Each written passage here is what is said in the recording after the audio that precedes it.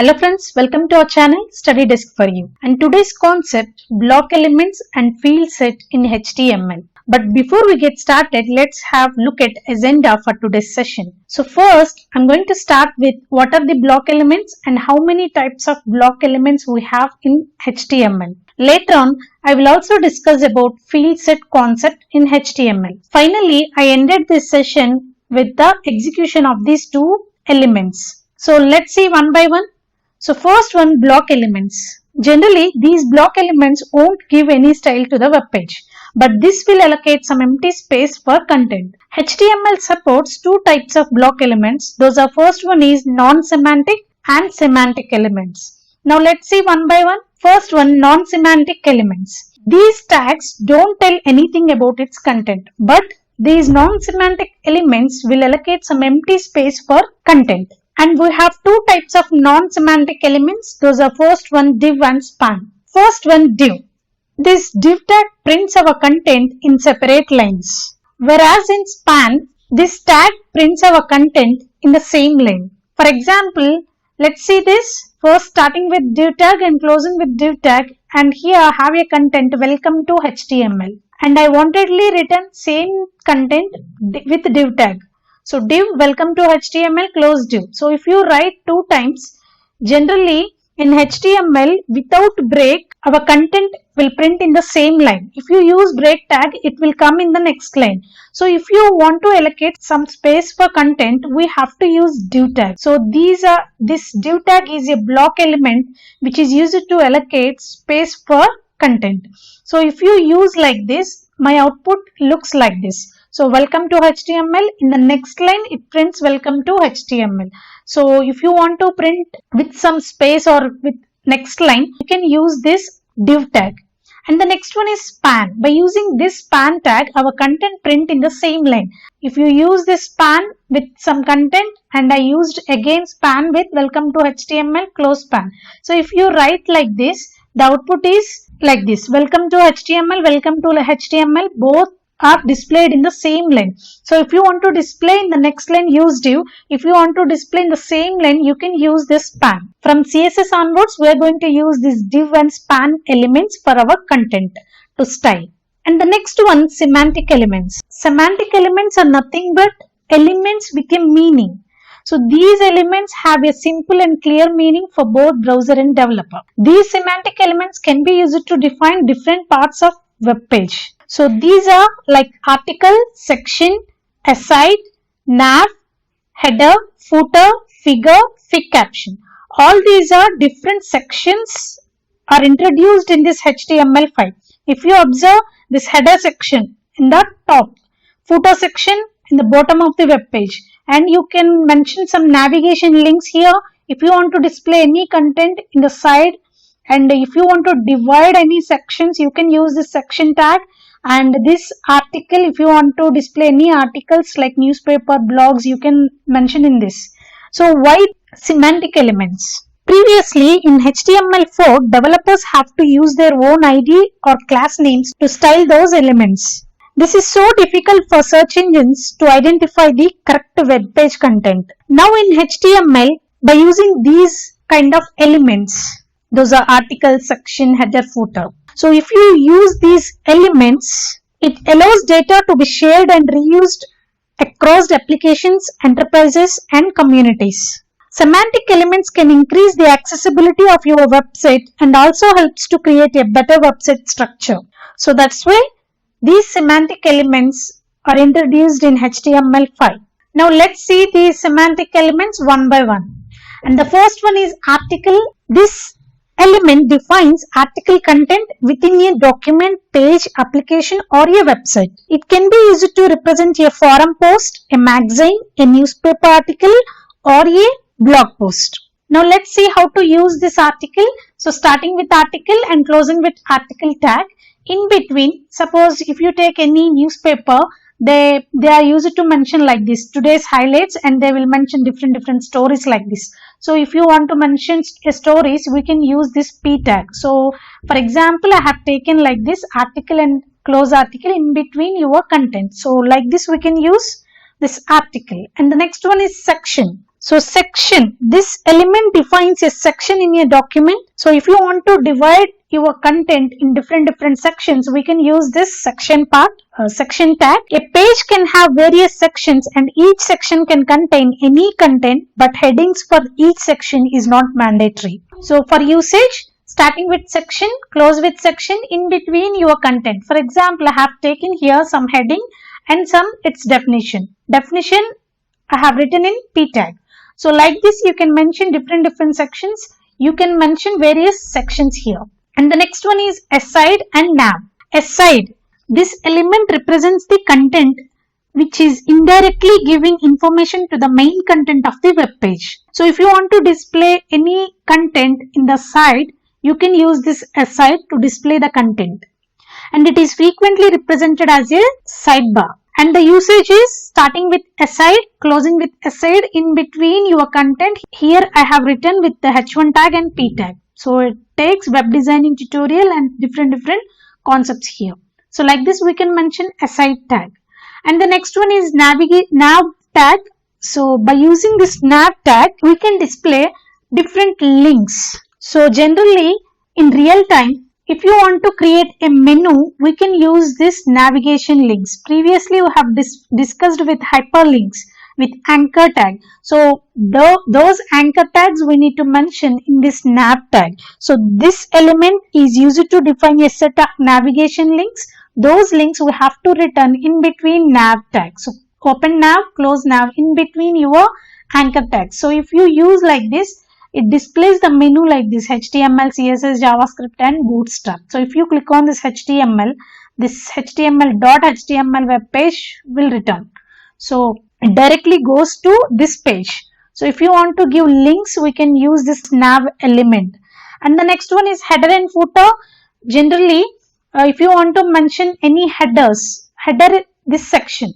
So this element represents the header of the document, which can contain introduction content or any navigation links. So navigation links also we can mention in this header part. It contains one or more headings, and we can also mention some logo or icon, and some authentication informations also we can mention in this header part. And the usage is starting with header, closing with header, in between some content. And the next one is footer. It defines a footer for a document. Generally, it contains authorship information, copyright information, content information, contact information, sitemap, related document information, like that. So all these informations you can mention in this footer tag. So for this, the usage is starting footer tag, closing footer tag, in between your content. Here is my example with authentication information. So author study desk for you, and if you want to mention any mail ID, you can use this mail to studydesk4you@gmail.com. You can mention like this. So this will come in the footer section. And the next one is figure and fig caption. So if you want to display any image, we can use image tag. Those images we can insert in fig. We can mention in this figure tag. So not fig, I forgot to mention, this is figure. So if you want to mention images, use figure tag, open figure, close figure, in between your image. And we have one more tag here, figure caption. Fig caption is nothing but if you want to give any caption for this figure, then we can use this fig caption. We need to specify first or last child of this figure element. So if you use like this, a image is displayed. Here is my image, design.jpg, and the fig caption, designing image from study desk for you. It will display after the image. If you write this fig tag, fig caption in the starting, it will display this name, this caption on the above the image tag. So this is about fig and fig caption. All these are different elements in semantic elements.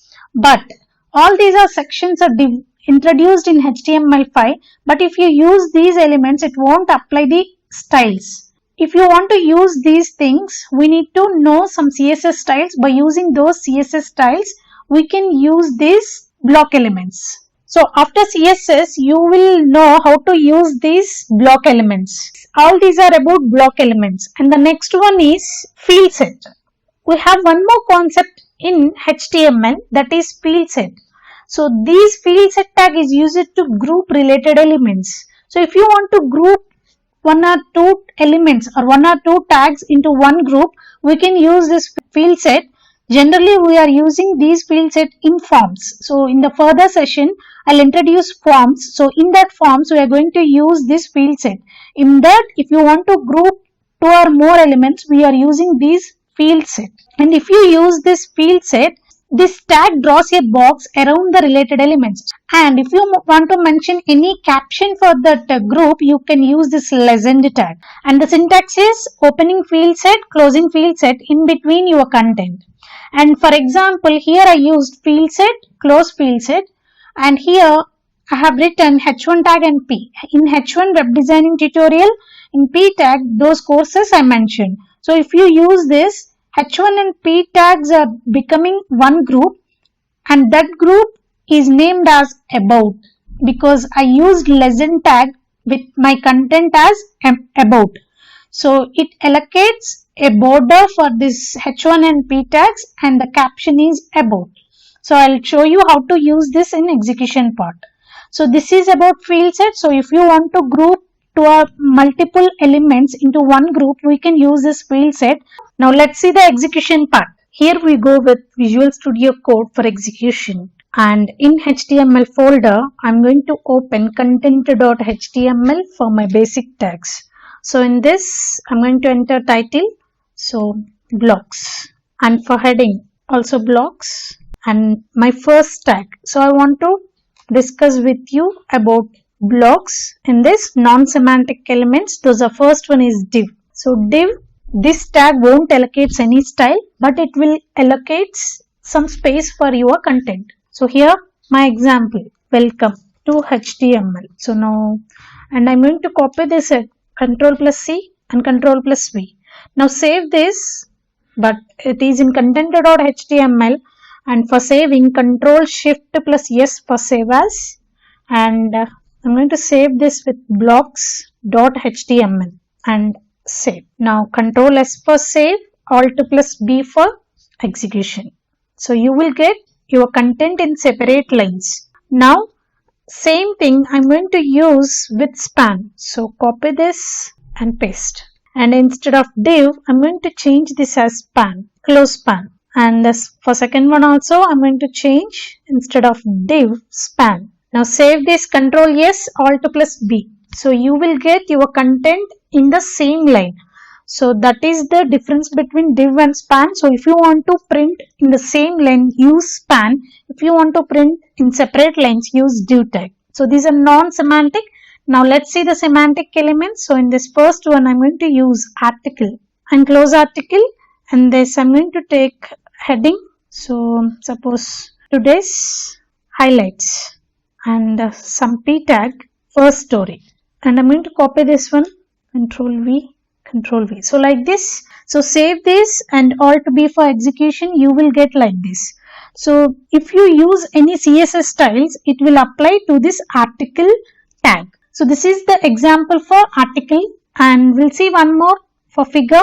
So in this figure, I'm going to use img, image tag, src equal to, and I'm going to use one more attribute, alt equal to, no image, close image, and I'm going to insert some fig caption, designing image. So in this src, we need to mention path here, current path right now, so that is web design .jpg. So we need to mention extension. Now save this and Alt+B. So here is your picture, and that caption, designing image, will display in the bottom. So come back, Alt+B. So likewise you can display all the semantic elements. Now I'm going to execute last one, field set. So if you want to group multiple elements, we can use this field set. So in this, I'm going to give some caption for this. You can mention the bottom of the field set. Now I'm going to mention in the top. So lesson. So suppose I'm going to take tutorial is my caption. Now in the field set, I'm going to display some content. So H1. So in this H1 tag, web designing. And in this, I'm going to take P tag. So in this P tag, HTML, CSS, JavaScript, bootstrap, etc. So like this. So I have taken only H1 and P. You can use multiple tags here. Now save this, Control S, Alt plus B for execution. So scroll down. You will get 2 lines here for H1 web designing and some P tag here. So this will arranged as a group, and this group is having some border here, and the caption is tutorial because I mentioned this capital in the legend text. So if you want to group different elements, use this field set. This is one more small concept in HTML. So that's it for today's session. Thanks for watching. If you have any questions or suggestions, please comment in the comment section. And for online or offline classes, visit our website www.fratelloinotech.com. For more tutorials, visit our one more website www.kenisworld.com. And don't forget to subscribe our channel. Please hit the bell icon for further notification. And if you like this video, please like and share. And thanks for watching.